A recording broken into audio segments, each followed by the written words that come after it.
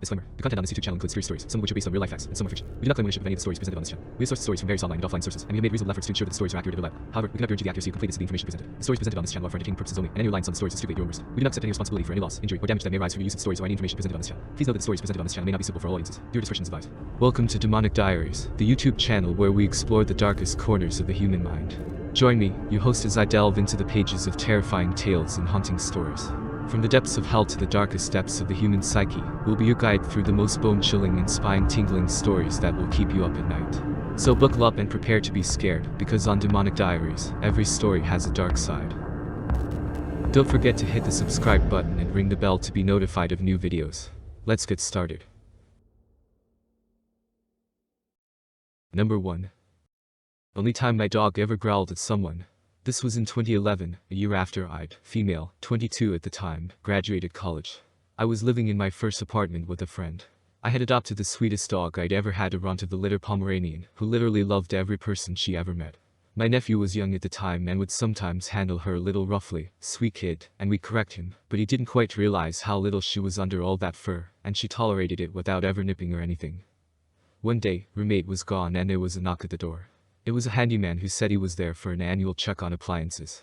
He was wearing the apartment complex's standard uniform and had a badge, so I didn't really think twice about it, and upon follow-up, he really did work there, even though I hadn't been notified this would be happening. He comes in, and begins chatting and sort of leering. Felt uncomfortable, but not nearly as freaked out as when my dog came rushing in between us, ears back, teeth bared, and started growling at him. He kind of awkwardly laughed and went to pet her. Weird choice for a dog that is baring its teeth at you, and she immediately lunged forward like she was going to bite him. He leaped back before she could. Tiny dog, large man, but he was obviously freaked out. At this point, she is straight up barking at him.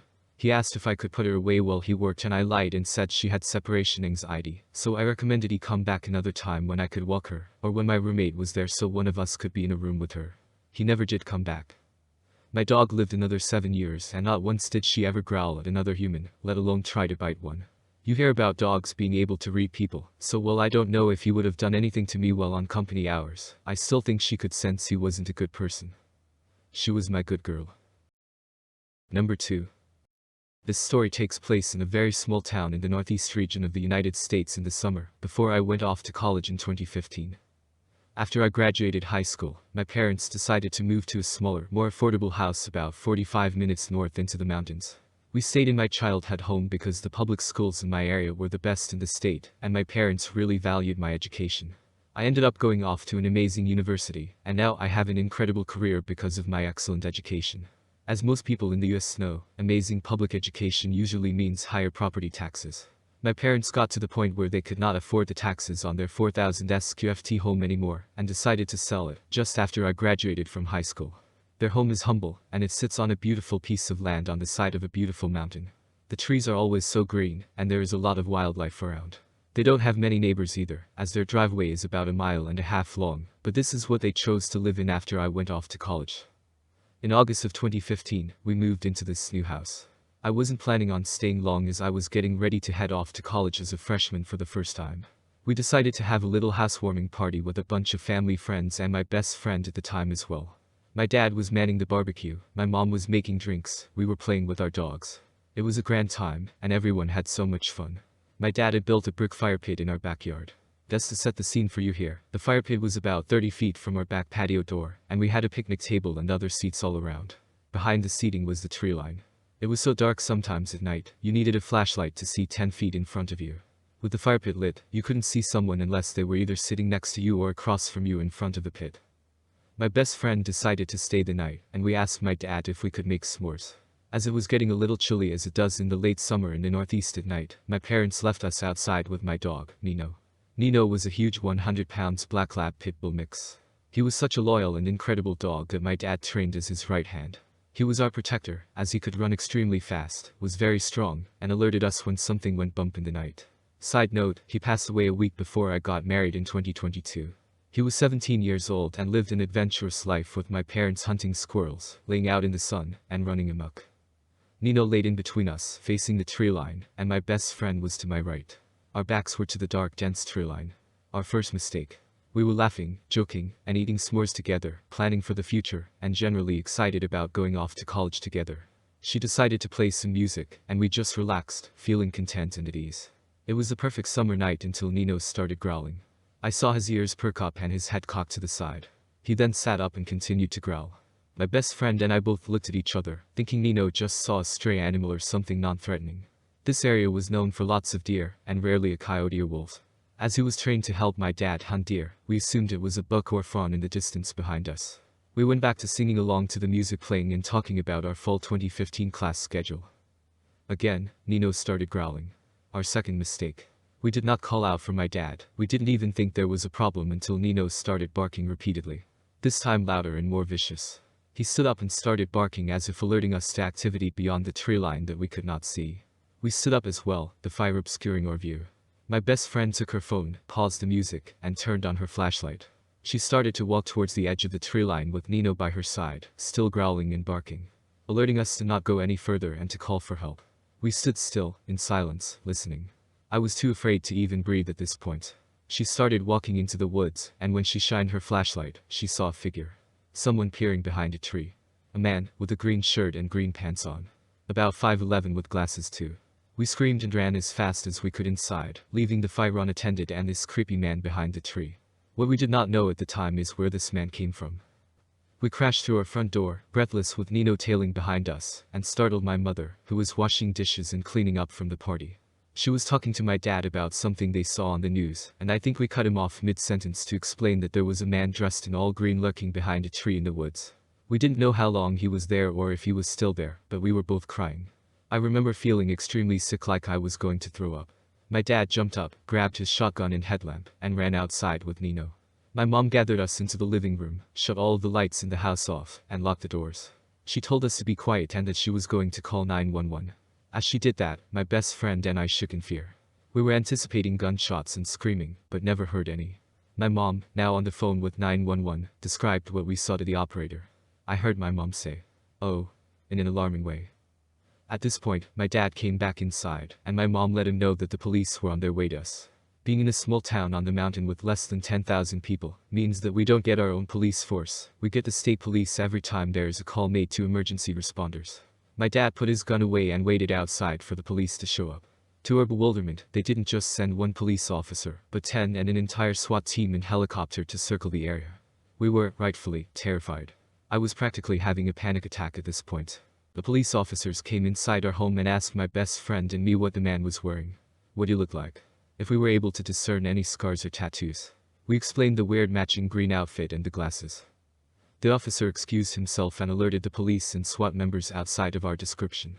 They started to search the woods behind our home with guns drawn, flashlights, and a helicopter circling above. They advised us to stay inside, and that they would let us know when if they found something. After about 25 minutes, we got another knock on our door. It was not one but two officers this time. My dad let them in and they began to explain the situation. One officer explained that we must have seen on the news that a convicted felon from the prison about 20 miles away escaped into the mountains. The police set up a perimeter 10 miles around the prison, but the convict escaped them yet again. The outfit the man was wearing as well as our description signaled to them that the escaped convict was 100% lurking through our remote, densely wooded backyard that night. The all-green outfit was a standard issue for prisoners in my state then. They did not, however, find the man near us after 25 minutes of searching. He was still out there. The officers let us know that they were going to have a squad car stay and watch our house for a few days, as they were unable to locate the fugitive, and believe he is still an active threat to our safety. That night, and for 3 nights after that, we all slept in the living room together. My dad's shotgun was within arm's reach of him at all times. Later that week, we got another knock on our door from the officers stationed outside of our home. They let us know that the man was back in police custody, and that we were safe. They advised us to get security cameras and how sorry they were that this happened to us. After that, my parents spent about $10,000 on security cameras and fencing for our backyard. It is now all fenced in, and we have about 4 cameras to watch the tree line at all times. I guess you never know what will happen or what goes bump in the night. To the escaped convict and perhaps murderer who watched my best friend and I sing along to 2015 pop hits from your hidey hole behind my parents' isolated home, let's never meet again. Number 3. Growing up in the remote wilderness of northern Canada, I always heard stories of the Wendigo. My grandfather told me tales of a creature so terrifying that even the bravest of men trembled at the mere mention of its name. But I never truly believed in the legend until one dark, snowy night. The whistling started faintly at first, like a haunting tune carried on the frigid wind. But it grew louder and more insistent, like it was calling out to me personally. I tried to ignore it and kept hiking, but the whistling persisted, creeping closer and closer until I couldn't ignore it any longer. I peered into the darkness beside me and saw a figure standing in the woods. It was tall and thin, with skin stretched tightly over its bones, and its eyes glowed gray with a fierce hunger. I knew instantly what it was: the Wendigo.